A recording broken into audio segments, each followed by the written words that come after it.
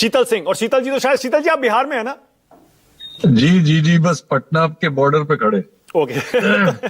तो ये अभी आरा में रैली वैली थी इन लोगों की, तो वहीं से भीड़ भाड़ से पीछे होते हुए पहुंचे जी। अच्छा ठीक है। तो शीतल जी, ये जो सबसे पहले टाइम्स नाउ का सर्वे आया है, लेटेस्ट है ये, इसीलिए इस पर एक कमेंट कर दीजिए।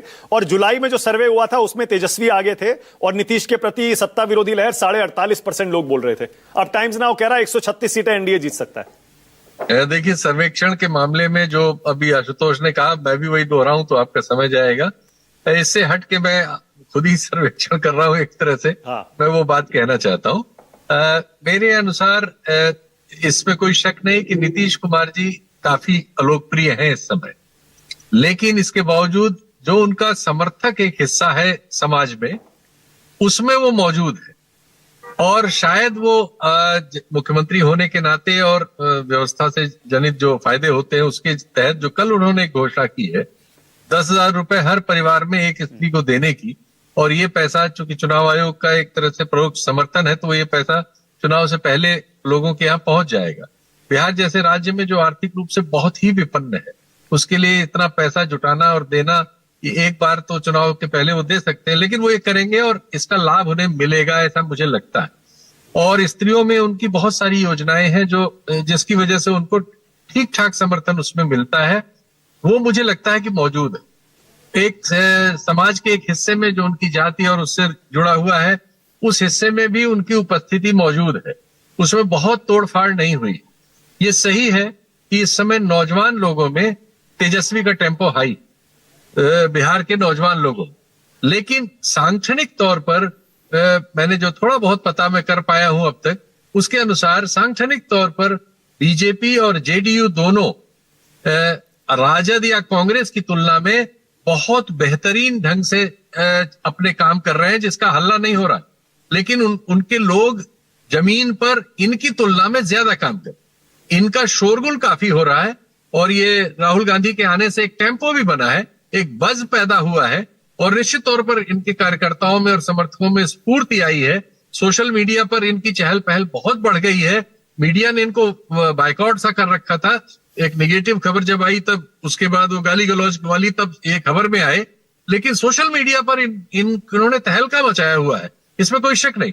तो बेरोजगारी ने इस सरकार के खिलाफ बहुत तगड़ी एंटी इनकम्बेंसी पैदा की है, लेकिन वो मतपेटी तक पहुंचकर जीत हार में कैसे बदलेगी, वो एक पूरी तकनीक है, मैनेजमेंट है। उसमें बहुत बार ये लोग जितने भी विपक्ष के लोग हैं, कांग्रेस समेत और अन्य भी, वो बीजेपी या उनके सहयोगियों की तुलना में पीछे रह जाते हैं। तो अलोकप्रियता है समय निश्चित तौर पर प्रेजेंट डिस्पेंसेशन की।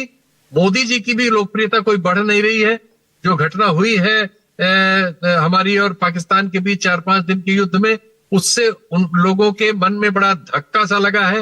वो लोग जो उनके बड़े समर्थक भी थे, इसके बावजूद कि मीडिया ने और सोशल मीडिया में उनका जो एक बहुत बड़ा ऑर्गेनाइजेशन है, उस सब ने उसको पोंछने की कोशिश की है, लेकिन वो शंका ऐसे हार्डकोर लोगों के बातचीत में मैंने पाई है जो लगातार आप कह सकते हैं राइट विंग के समर्थक रहे हैं, विचार से आचार से, वो लोग भी अब हिचक गए हैं।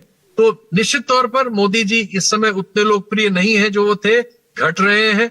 निश्चित तौर पर राहुल गांधी ज्यादा लोकप्रिय होते जा रहे हैं, और लेकिन इस सब के बावजूद चुनाव जीतना एकदम बिल्कुल अलग चीज है। और अब जो चीजें हैं हमारे चारों तरफ, जितनी सूचनाएं हैं उनके, उसमें हम कह सकते हैं कि बहुत ही मुश्किल है किसी के लिए आज के दौर में किसी विधानसभा या लोकसभा या किसी भी चुनाव के बारे में कोई आकलन करना, और पर्टिकुलरली सीटों वगैरह का बहुत मुश्किल है, क्योंकि चैलेंजेस बहुत अलग तरह के सामने आ गए। राइट, ठीक है। बिहार के बारे में आपने क्योंकि अपने जमीनी अनुभव से आपने बताया शीतल जी, बहुत बढ़िया।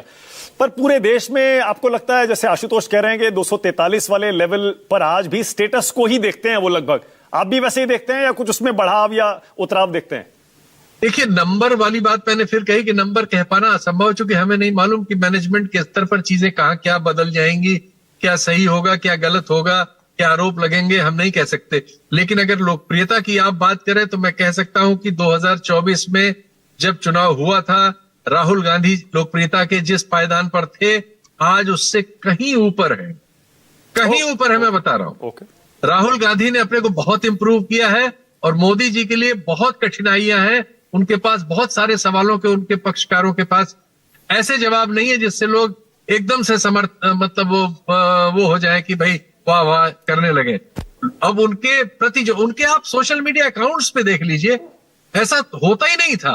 अब आप सोशल मीडिया के नरेंद्र मोदी जी के अकाउंट्स पे देख लीजिए, हजारों लोग एक ऐसी ऐसी बातें कह रहे हैं कि जो हम 1 साल पहले सोच नहीं सकते थे। जितने राइट विंग अकाउंट्स हैं किसी भी प्लेटफॉर्म पर, आप उसके नीचे जाके देखिए कि लोग क्या कह रहे हैं। उससे इस देश का बज सामने आ रहा है। कम से कम इस देश का नौजवान तो इस पूरे तंत्र से अब बिल्कुल मतलब कह सकते खिसिया सा गया है, उसकी समझ में नहीं आ रहा है। हाँ, टीवी देखने वाले बुजुर्ग, महिलाएं, इन सब में अभी वो समर्थन व्याप्त है जो धार्मिक आधार पर विभाजन से पैदा हुआ है और जिसमें हमेशा कुछ न कुछ आग में घी मिलता रहता है। वो ठीक है, वो है, लेकिन नौजवान इस समय बिलबिलाया हुआ है, कहीं का हो, अजीब तरह से उसके रिएक्शंस है और ये हमें इन प्लेटफॉर्म्स पे मिल